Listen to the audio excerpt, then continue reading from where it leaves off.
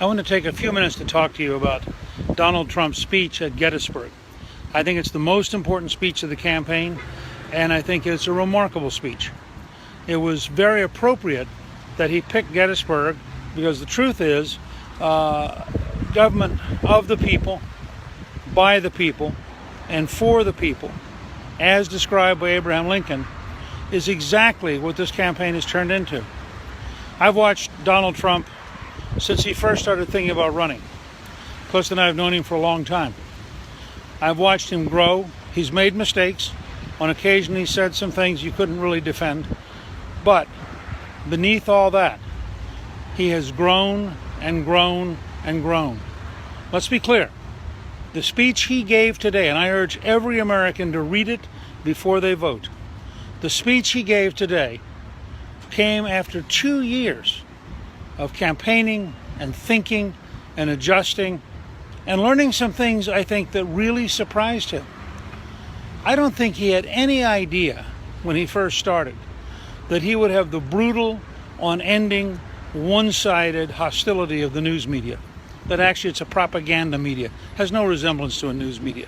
I don't think he had any idea that all those reporters he'd known over the years, all the people he'd chatted with when he'd doing The Apprentice, all the people he'd met during the Miss Universe contest, all the folks who'd covered him in New York City, that 96% of their money would go to Hillary Clinton and only 4% to Trump. That's a 24-to-1 ratio in the propaganda media for Hillary Clinton against Donald Trump. I don't think he realized when he first started running how deeply sick Washington was, how bad the bureaucracy is, how bad the culture is. And I think it's people like Chairman Miller, who has for years worked on the Veterans Committee and who knows that the Veterans Administration is genuinely sick and unwilling to change. You know, recently we had a report that the suicide line, 1/3 of the time, went to voicemail. Now imagine a Veterans Administration so incompetent that when a veteran at 2 or 3 in the morning is considering suicide, reaches out to talk to a human being, 1 out of 3 calls goes to voicemail. And I think the more people like Chairman Miller briefed Trump, the more he began to realize that there were things that were profoundly wrong. And then he watched the depth of corruption at the Federal Bureau of Investigation and the Justice Department, which he cites in today's speech, where General Cartwright, a distinguished, patriotic, 4-star general, may spend time in jail for one lie to the FBI, when Hillary Clinton, who seems to remember everything in the debates, told the FBI 39 times she couldn't remember. Is there anybody in America, except maybe Bill Clinton, who believes Hillary Clinton when she blatantly lies 39 times, when she eliminates 33,000 emails? And so I think what's happened is, the longer Trump has campaigned, the more he's realized the system in Washington is corrupt, it is sick, and it has to be dramatically changed. And to change it, you have to have real reforms. And that's why, if you read his speech carefully today, and it's truly a remarkable historic speech, you'll see idea after idea after idea for fixing the system. I'm very proud of him. It's a long way from being a businessman to winning the nomination. It's a long way from winning the nomination to begin to understand historically what you'd have to do as president. And he's made that journey. You know, to my fellow Republicans who tell me they're never Trump, that means you're functionally always Hillary. She is dishonest. She is corrupt.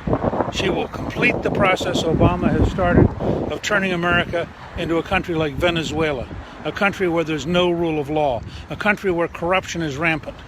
If you doubt that, read all the details of what the FBI has done under Comey and realize when you start having the FBI being corrupted, then who's going to police the police? The fact is, we are right at the edge of, I think, one of the most dangerous periods since the Civil War. A period where you could have a president who enters office knowing that she ought to be in jail. When you have a president who enters office knowing that she and her husband have basically stolen millions. when she enters office knowing that she's cut all sorts of deals with foreign governments, foreign dictatorships, and foreign billionaires. And that's before she's president. So I think if you read this speech, if you take seriously what Lincoln meant, and Lincoln meant it from the depths of his heart. He led America in a civil war in which 630,000 Americans died, more than in all of our other wars. And he did it because he truly believed that we were the last best hope of mankind. He did it because he really believed that government of the people, by the people, and for the people was essential. Let me say also, on the term limits proposal Trump has advocated, that was in the original contract with America in 1994. We voted for it, but we couldn't get a constitutional majority. The system is truly sick. We're going to have to fix the civil service. We're going to have to make it possible to fire people who are dishonest, incompetent, or corrupt. We're going to have to find a way to reestablish that it is the people who run America, not the bureaucrats, not the judges, and certainly not the news media. And I am very proud of the fact that where most politicians, if they were as beaten up as Trump has been by the news media, they would bend. He's gotten bigger, he's gotten tougher, he's gotten more courageous. The American people have a choice. Do you really want your country run by people who are so totally dishonest as the New York Times, CBS News, NBC News? Take a look at the night that we both got the WikiLeaks secret speeches by Clinton, and we had an 11-year-old tape by Trump. 23 minutes were spent by the three networks attacking Donald Trump. The three networks combined had 57 seconds on WikiLeaks. The media is trying to destroy Trump. They're going all out. They are part of the establishment. Their world is at risk. And this speech raised the ante, because in the Gettysburg speech, Donald Trump outlined the kind of things that really are going to change America for the better, that are going to return power to the American people, that are going to bring the bureaucracy under control, they're going to isolate the Congress a lot more from corruption. And I think it is an essential speech to understand what this election is all about.